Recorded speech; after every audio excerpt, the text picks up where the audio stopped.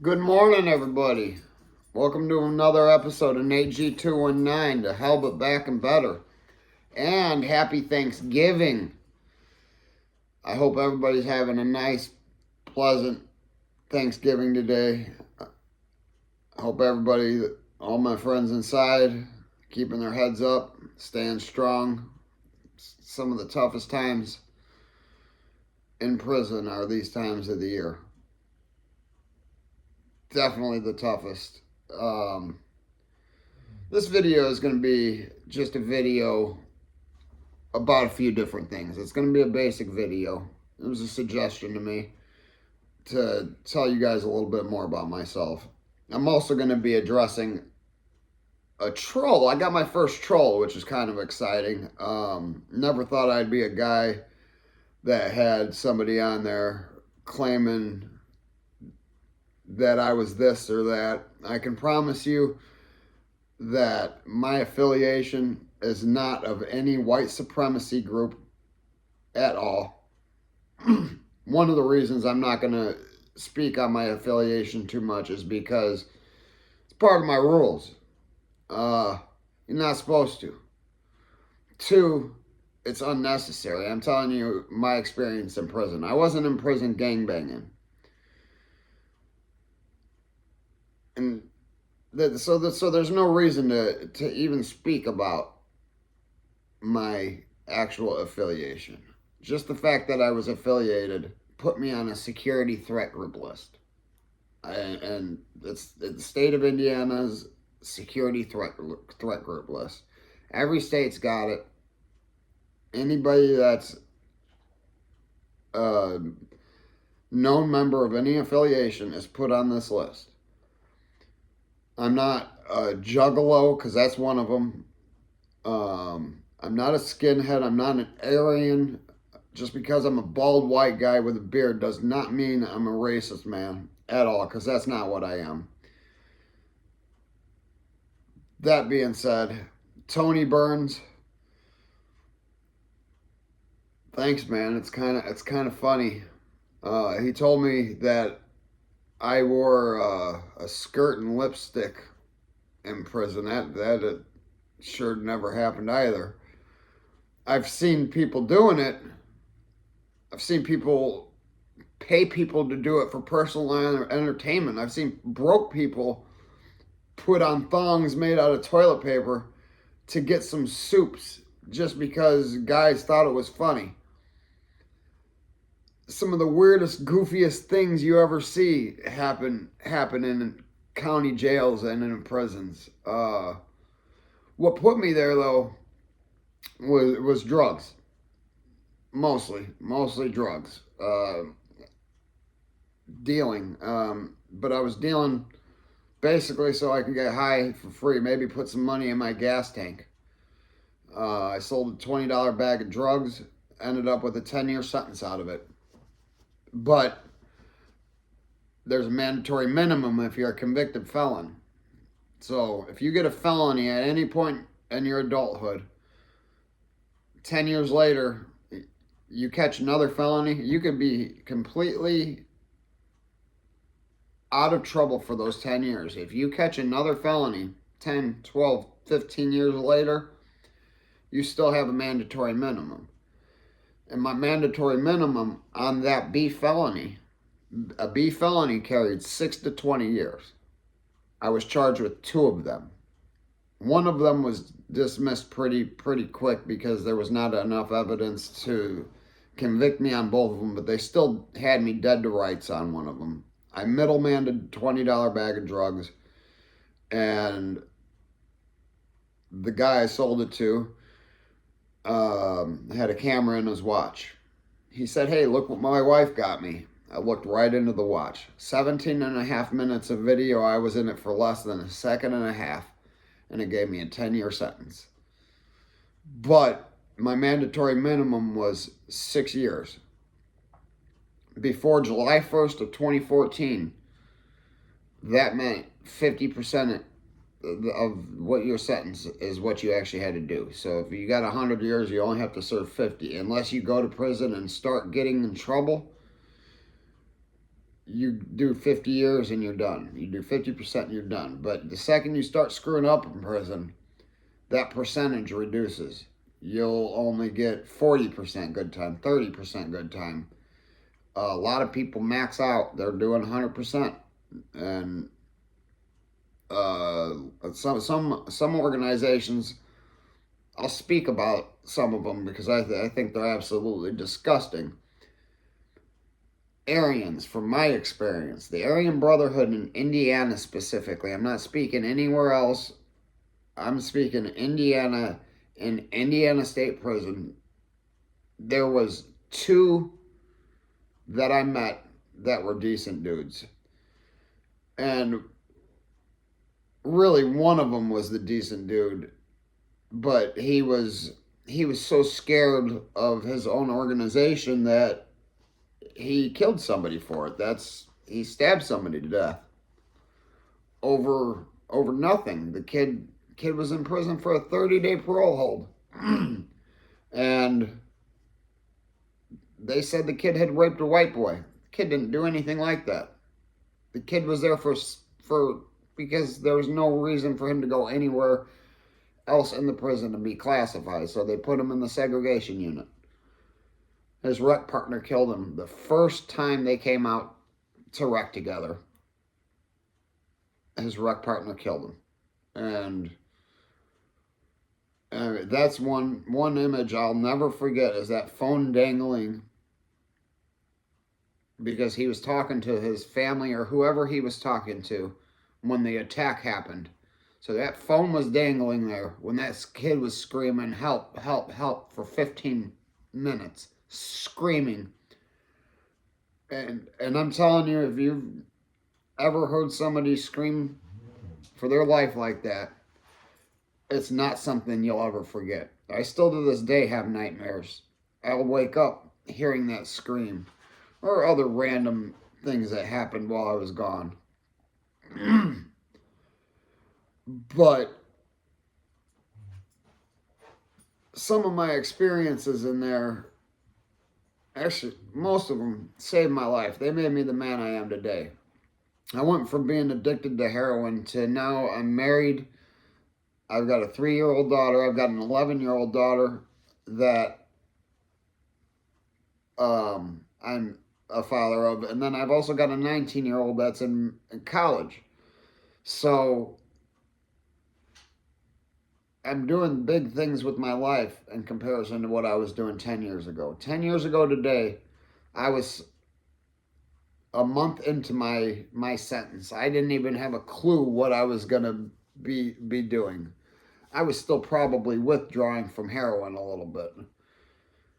I don't know if it was that long, but it only took me about a week. But it was still a horrible thing. Going into the county jail withdrawing from heroin, they don't give you anything in our county. Or they at least not, they didn't then. I've heard things have changed and they have a little more help for you if you're coming off of drugs. I don't know though. I haven't been to jail. I haven't went into jail since 2017, and that was a voluntary surrender so I could finish my probation time from this drug dealing sentence, because I had a 10-year sentence, 4 years suspended. That meant 4 years on probation.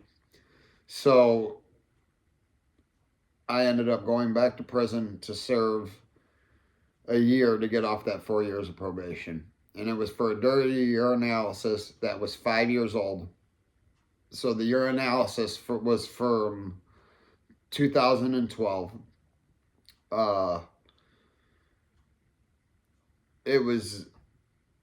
They didn't want me on probation. I didn't want to be on probation. I wasn't listening. I was arguing with them.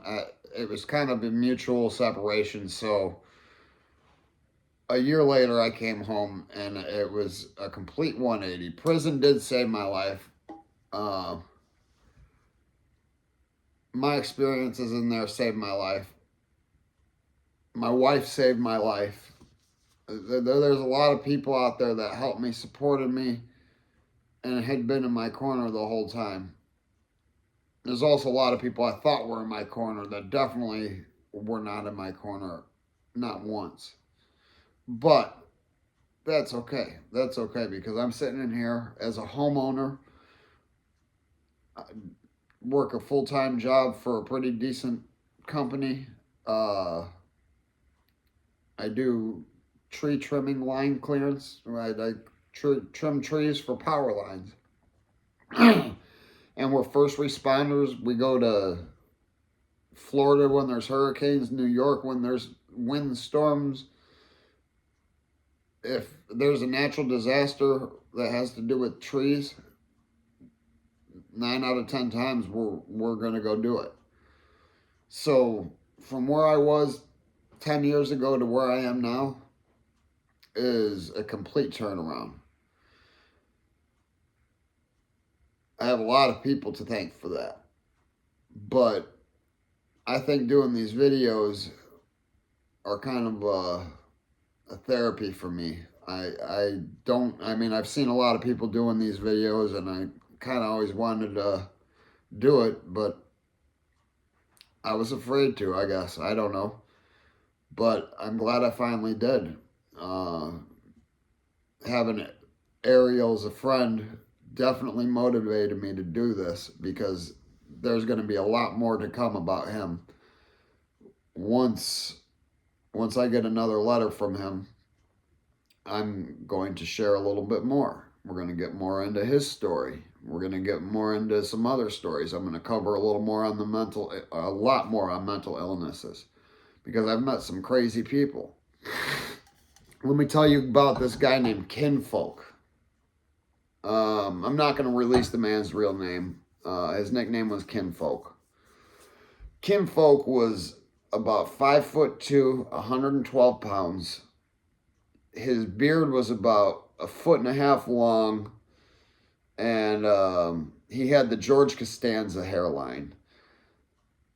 But if there was a war going on and I had to choose 100 guys, he would be one of the very first picks I had to put on the front lines because that man was crazy. That man, he told me, man, this one's a hard one to even get over. I was dry heaving when he was telling me this. His true desire is when he comes home, he wants to kill somebody and eat their body. And it wasn't a joke. It wasn't a joke at all. This is something he desires a lot. This man, you wouldn't think could harm a fly, when he comes home is going to kill somebody to eat them so he can have a life sentence. He enjoys being in prison. He's told me this. He loves the prison life. He had, I met him during his second prison sentence, and he should have been home originally, I think, in 2018, but I don't know what he did. His outdates sometime in 2022 right now. But it's getting close to where they can't give him any more time unless he actually kills somebody while he's in prison or catches cases in prison, which he's done before. He was down at Wabash Valley, which is Southern Indiana maximum security prisons. By the way, we've got 3 maximum security prisons in the state of Indiana. We've got Indiana State Prison, Michigan City, that's up north. We've got Pendleton, that's Indianapolis area. Then we've got Wabash, and that's like southern, southwestern Indiana. Wabash is the newest of the 3 maximum security prisons. It has air conditioning. At least Indiana State Prison doesn't have it. I don't think Pendleton does either. But Wabash Valley has a SHU unit, SHU, secure housing unit, or segregated housing unit. I don't know. I've never been to that unit.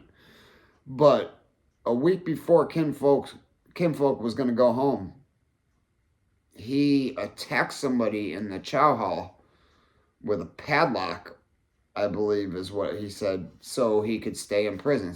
That was the only reason, was because he could stay in prison. He simply didn't want to go home. But the time came where a couple years later they ended up letting him out. He ended up coming home. Within 6 months, he got caught manufacturing and dealing crystal meth. So they caught him red-handed. He could have signed a plea agreement, said he was guilty, been home in 4 years. He didn't want to. He took it to trial just for his own personal amusement. And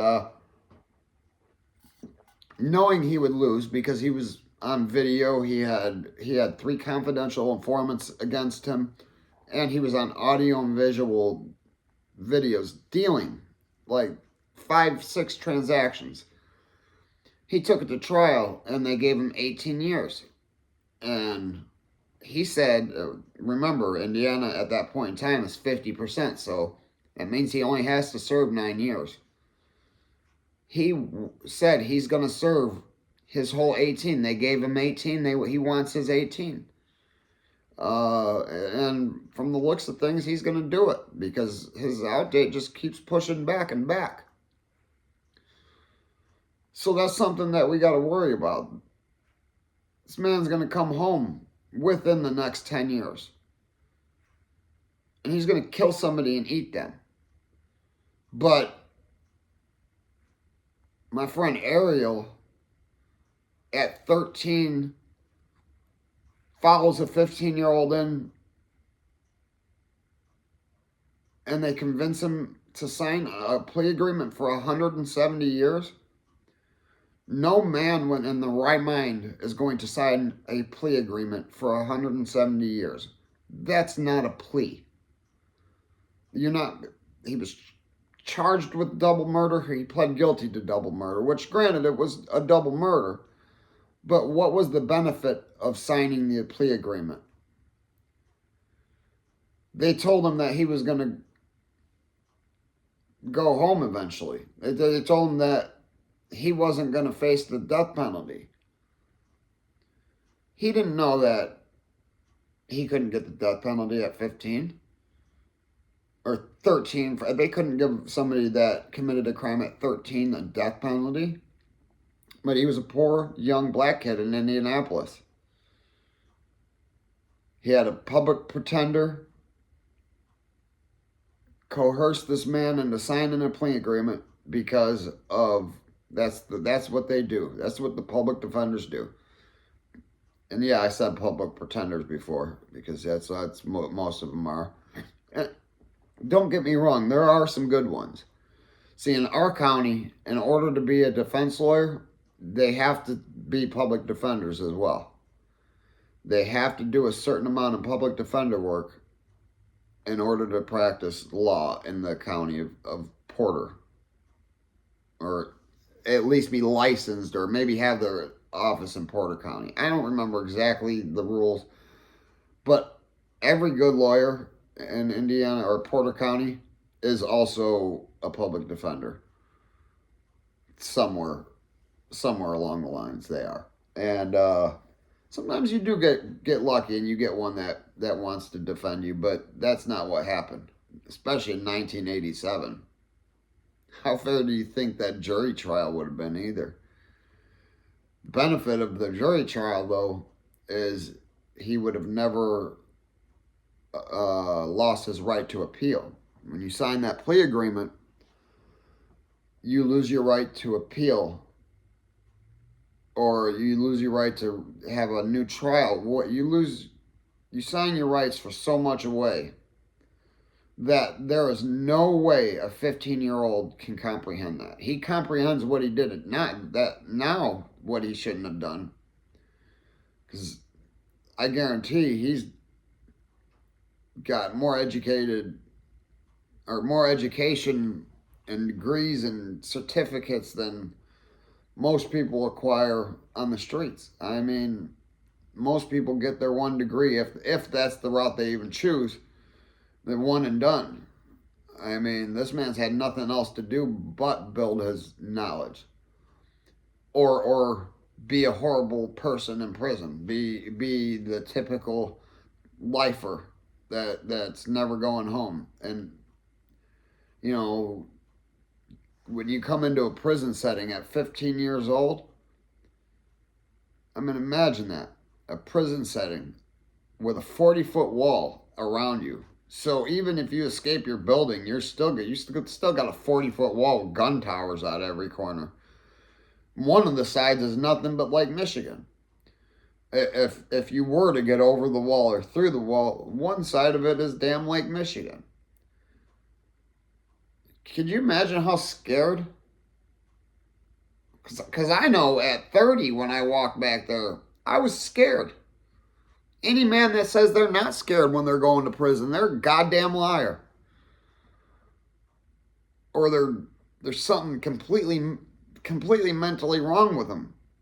If not, there's fear. It's the unknown. So if you think that the biggest burly guy isn't scared when he goes to prison, you're wrong. Imagine being a child and just to know people like Kinfolk are going home to do what they want to do, and people like Ariel would not reoffend. I would place a lot of money on the fact that Ariel would not reoffend, for one. Two, he would probably thrive with the way that social media and things are now. A person doing just simply what I'm doing here, there's going to be a lot more of you wanting to see what he has to say than there are wanting to see what I have to say. I'm going to try to set it up once I have enough subscribers to where Ariel will call me and we'll do an interview, because this is something he's definitely wanting to do. And he would like to talk to the viewers, but I'm not going to do anything like that until I have the proper subscribers. So I'm not dedicating all of that for no reason. I want to get that man home. Here's another one. I'll tell you this guy's name. This guy was a whack job. Jeffrey Jeffries was his name. I met him in re-entry class. And re-entry class is a class that you go to within like 90 days of you going home. It's a state law that you go through this re-entry class. Indiana State Prison's re-entry program is not a good program. This facility I'm talking about, this was Plainfield, or IYC, some people call it. That's the last prison I was in. That was a level 2 facility. It did have a lot of lifers there because it was also a medical facility. It's right next to the reception center, so there was no bus ride. I walked through the gate from the reception center to IYC, and then I only had like 90, 100 days left before I went home. And it was a camp. As soon as you get there, they give you a job, which I ended up in the kitchen, and I immediately went to the bakery because I have a lot of cooking certificates and stuff like that and certifications through the state that helped me within 2 weeks of being in the kitchen get a pay. That was 25 cents an hour. I worked 60 plus hours a week for 25 cents an hour. It was just something, I was getting my mind right. That was the last year. This is the last few months. I was going home. I didn't get involved in any real bullshit there. A couple little fights, but nothing too serious. Nothing that was unmanageable. That place was a hellhole too. But his reentry program was actually beneficial to somebody that would have been down for 20 years. Jeffrey Jeffries was down for 20 years. He had been given a 40-year sentence. He served his sentence. His 20 years was up. He had murdered his wife and then shot himself in the head. Didn't die. Said he claims he doesn't remember it at all. And this guy was clearly off his kilter, and he would start freaking out and slamming things if somebody wouldn't agree with exactly what he was saying. And he was one of those conspiracy theorists. So this man was clearly not okay. Within 3 months of him going home, he had reoffended on another violent offense. Put him back in prison because of the parole violation. It wasn't violent. He didn't take anybody's life. He didn't seriously injure anybody, but it was considered a violent offense. And he said he did it because he felt if he didn't go back to prison, he was going to hurt somebody. His kids didn't want anything to do with him. The only person that was even a little supportive was his mother, and everybody else shunned him. So that's just a little video of some things that about my life, how I got to prison. It's a couple of my experiences in prison. And then again, I want to address Tony Burns. I don't know who you are. He claims he knows me. Just a troll, but if you don't have a hater, you're not doing something right. Everything you're doing is wrong. So I must be doing something right. Thanks, Tony. Everybody have a nice Thanksgiving.